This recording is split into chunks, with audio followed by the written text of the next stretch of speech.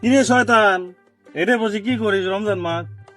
তুই জানিস না এই রমজান মাস বুঝেছিস এই কাঁচা সবজি খাচ্ছি। আর রমজান মাস তুই জানিস না আমি এইখানে 1 মাস ধরে বন্দি আছি। আমি কি করব? এই কাঁচা সবজি তো আর কাউকে দিতে পারছি না, এই জন্য নিজে নিজে বসে খাওয়ারে এখন ওরাতে তো হবেই, বুঝিস নাই?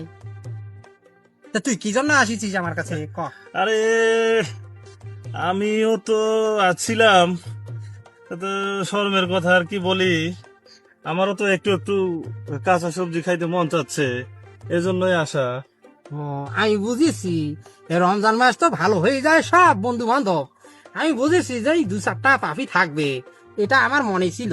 তা তার মধ্যে তুই একটা পাপি, এটা তো আমি জানি। তা তুই কি এখন এই কাঁচা সবজি খেতে চাচ্ছিস? হ্যাঁ, কাঁচা সবজি খেতে চাচ্ছি আমি। ও, এই কথা। তাহলে ঠিক আছে, তাহলে খাবি এখন? হ্যাঁ হ্যাঁ। চল, হ্যাঁ নাতি, কি করছিস? দিব আরে কাঁচা সবজি। আচ্ছা ঠিক আছে, চল চল খাই।